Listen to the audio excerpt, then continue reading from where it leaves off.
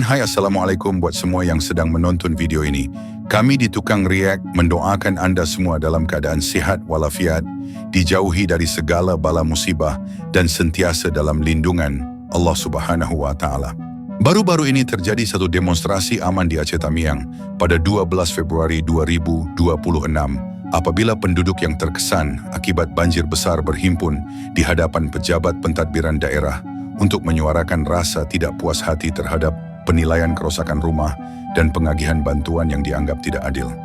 Banjir hujung November 2025 menyebabkan lumpur tebal meliputi rumah, halaman, dan lorong kampung, merosakkan perabot dan menjadikan kediaman tidak selamat didiami. Ramai keluarga terpaksa berpindah sementara atau menumpang saudara mara, manakala sebahagian tinggal di tempat perlindungan sementara dalam keadaan serba kekurangan. Infrastruktur penting seperti jalan, saliran dan bekalan air turut terjejas, menyukarkan kehidupan harian penduduk. Kekecewaan penduduk muncul apabila penilaian kerosakan rumah yang dilakukan pihak berkuasa tempatan menunjukkan sebahagian rumah yang rosak teruk dikategorikan sebagai rosak ringan, menyebabkan bantuan yang diterima tidak mencukupi untuk membaiki atau membina semula tempat berteduh. Penduduk mengemukakan aduan melalui mesyuarat bersama wakil komuniti, tetapi merasakan proses terlalu lambat dan penjelasan tidak memadai. Perasaan terhimpit ini akhirnya mendorong mereka berhimpun secara aman pada 12 Februari 2026 dengan membawa spanduk, gambar kerosakan rumah, dan dokumen bukti bagi menuntut penilaian semula dan pengagihan bantuan yang lebih adil. Pada hari demonstrasi, pasukan keselamatan daripada Polri hadir bagi memastikan keamanan, mengawal lalu lintas dan mengelakkan provokasi dengan pendekatan yang tenang dan berunding. Suasana pada awalnya tegang kerana emosi penduduk masih mentah, namun mereka bertekad menyuarakan tuntutan secara tertib dan aman.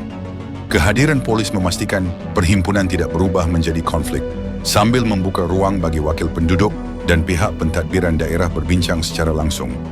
Pemimpin daerah, Inspektur Jenderal Polisi P. Armia Fahmi, turun bersemuka dengan orang ramai, menjelaskan kedudukan semasa dan mendengar tuntutan satu demi satu.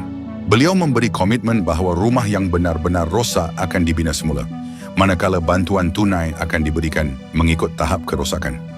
Pihak pentadbiran daerah bersetuju membuka semakan semula bagi kes-kes yang dipertikaikan dengan syarat penduduk menyerahkan bukti bergambar dan pengesahan daripada ketua komuniti.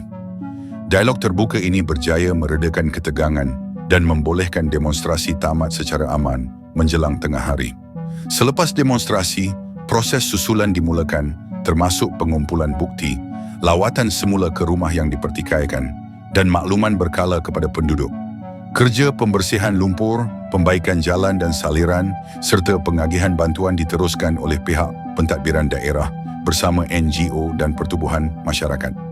Operasi keselamatan dan kesihatan seperti Operasi Aman Nusa 2 turut dijalankan untuk memberikan rawatan asas dan sokongan logistik kepada penduduk pasca banjir bagi memastikan kehidupan mereka pulih secara berperingkat. Peristiwa demonstrasi aman ini menjadi titik perubahan penting kerana membuka pintu komunikasi yang lebih telus antara penduduk dan pihak berkuasa. Ia menunjukkan bahawa suara rakyat apabila disampaikan dengan tertib mampu mendorong tindakan adil dan peka terhadap realiti di lapangan. Pesanan kepada pemimpin negara, khususnya Prabowo Subianto, ialah agar pengurusan pasca bencana diperkukuh, garis panduan penilaian kerosakan diperbetulkan, dan proses pemulihan dipercepatkan dengan mengutamakan keselamatan dan maruah keluarga yang terkesan, supaya rakyat kembali bernafas dengan harapan dan keadilan.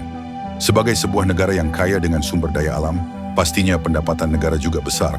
Jadi segeralah menyalurkan bantuan mencukupi kepada mangsa banjir di Aceh dan Sumatera, agar penderitaan mereka tidak berpanjangan, selaras dengan kata-kata bapa sendiri bahawa Indonesia sangat kaya dan mampu membantu rakyatnya dengan lebih efektif. Jadi mungkin itu saja untuk video kali ini. Semoga dapat memberikan sedikit sebanyak manfaat kepada kita semua. Apa yang baik kita ambil dan mana yang buruk kita tinggalkan. Jangan lupa support Tukang React dengan cara tekan butang subscribe, tekan loceng agar tidak ketinggalan video seterusnya, dan jangan lupa tinggalkan komen.